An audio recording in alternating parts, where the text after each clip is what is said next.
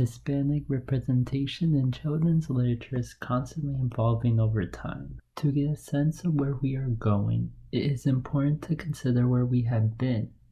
To start, let's go to South America and learn what their fairy tales have to teach us.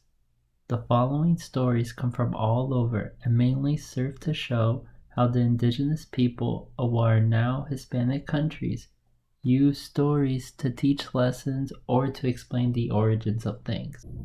Let's start with the shepherd and the daughter of the sun. This fairy tale comes from the Incas and takes place at the UK Valley in Peru. It introduces us to a shepherd who has the ability to play beautiful music. Two princesses, who are the daughters of the literal sun, appear and are interested in the shepherd's music, so they ask to listen to his songs. When he is done, he offers them a plaque, but they decline because they are not allowed to bring in any jewels or ornaments to their palace. The youngest daughter falls in love with the shepherd and vice versa. Seeking the advice of his mother, she turns the shepherd into a cape using magic and gives the cape to the youngest princess. At night, he is turned human and convinces her to run away with him in the name of love. She agrees, but when morning comes, they are turned to stone by the sun's rays. This fairy tale serves to warn people about the consequences faced when going against their gods. The idea of consequences continues as we move into another fairy tale called The Three Brothers. In this story, the three Balan brothers have no clear beginning.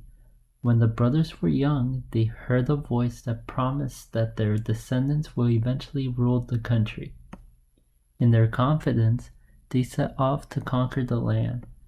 A band of tribes that feared the three brothers sends 3 women to seduce them, but the women confess to the brothers about their trickery. Each brother responds by gifting their cape to one of the sisters. The capes represent a jaguar, an eagle, and wasp and bumblebees. Once the women return home, their chiefs wear the capes in a prideful manner, but the capes suddenly turn into their respected animals and attack the chiefs. After a series of unsuccessful attempts to kill the brothers, the tribes finally surrender, and each of the 3 women marry one of the 3 brothers. This led to the creation of the Mayan warriors. One interpretation is that unlike the shepherd story, the women here were rewarded for following their hearts, but it can also be said that happiness awaits only if you obey the gods. Guyana lies in the northeastern part of South America and has its own take on the gods. The fairy tale Tobacco Island is about a group of parents that mysteriously lose their children. Years later, it is discovered that all the boys moved to live in the kingdom of the gods and cannot go back home. Instead, they promise their parents that if they burn tobacco leaves, then they'll be able to see their sons again. Tobacco leaves exist on an island inhabited by only women that kill any man or animal that approaches their island. With the help of some clever talking birds that steal the tobacco seeds, the people of Guyana were able to plant and grow tobacco. Once the leaves were thrown into a fire, the villagers could see their missing sons. The story never explains why the gods took all the boys, but this explains where the cultivation of tobacco comes from. Did you ever wonder where fish come from?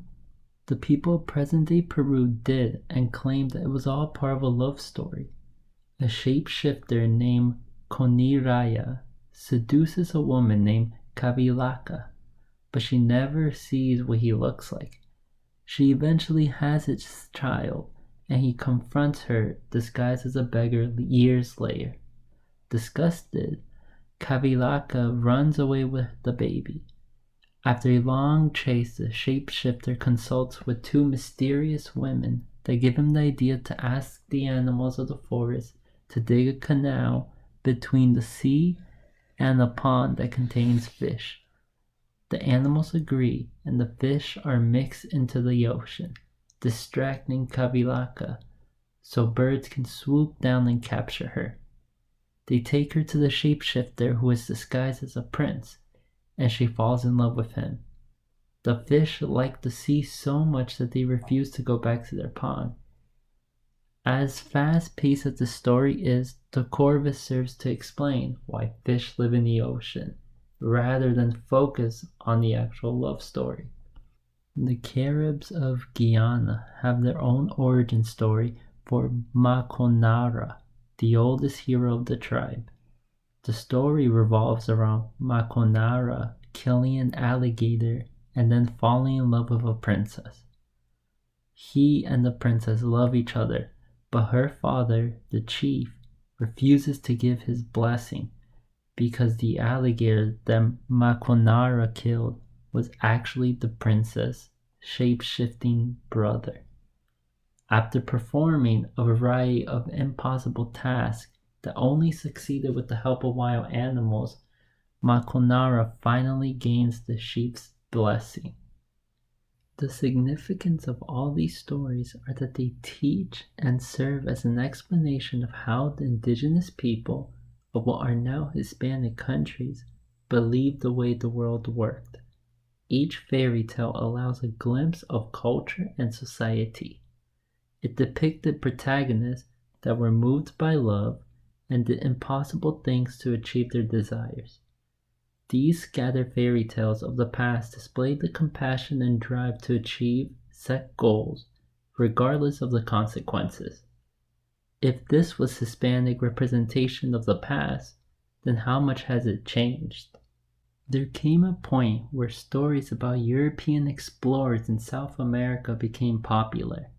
Among these types of stories are the three Vassar girls in South America and the Boy Travelers, South America.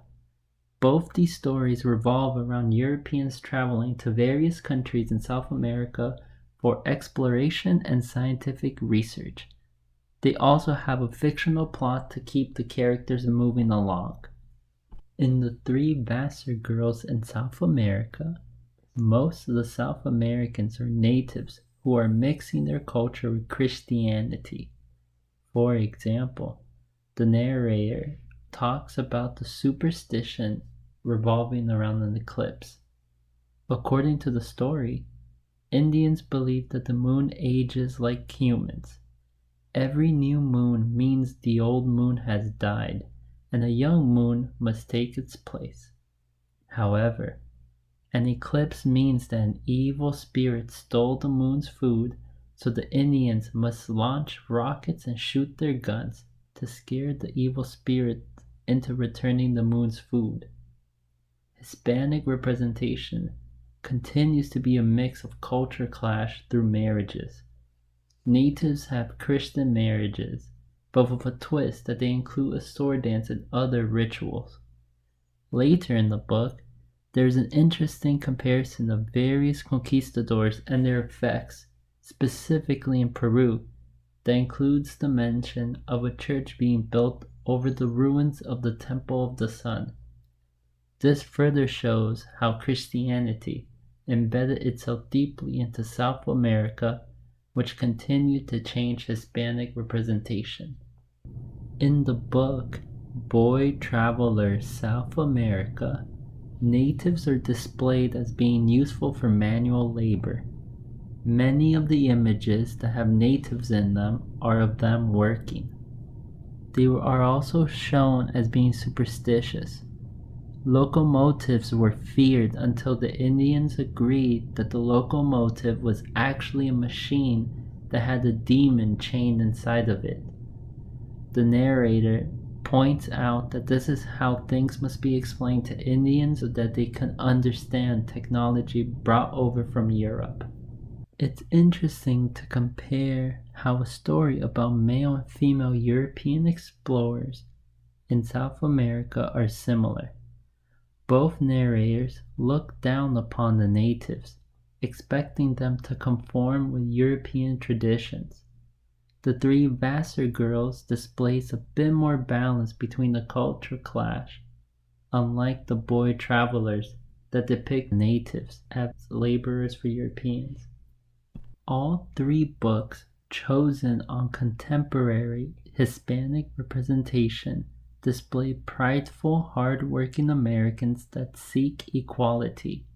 Harvesting Hope, the story of Cesar Chavez, is about the life of Cesar Chavez.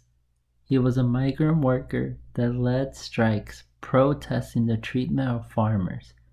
He started out as a simple man who rallied people wherever he went and led to the creation of the National Farm Workers Association and to the first contract for farm workers in American history.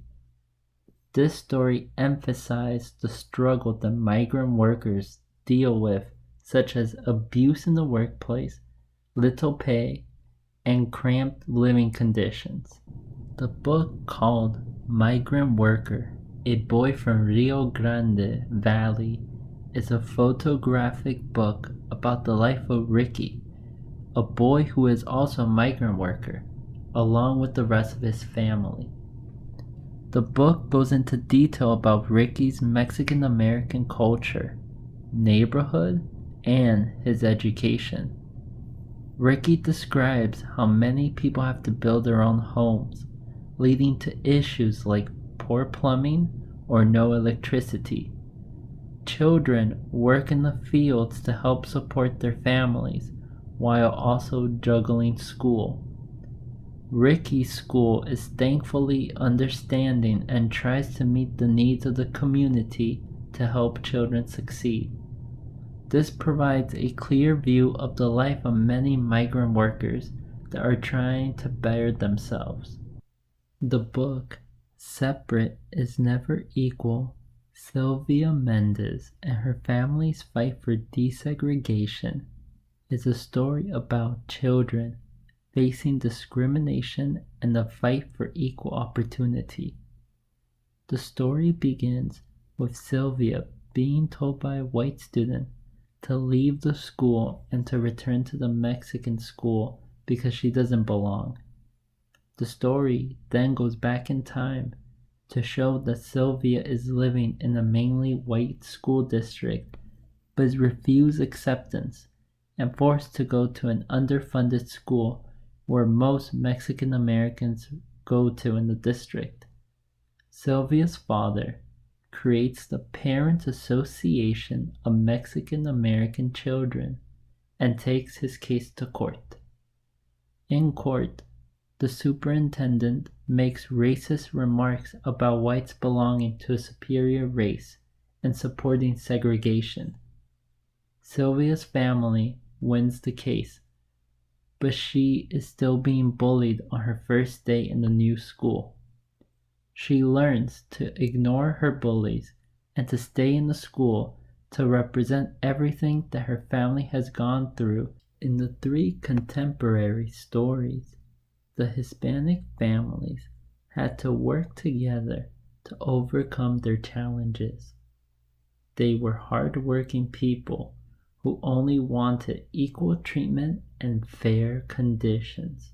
From telling stories about following the law of the gods to clashing indigenous culture with Christianity to voicing out for equality, Hispanic representation continues to evolve as time goes on.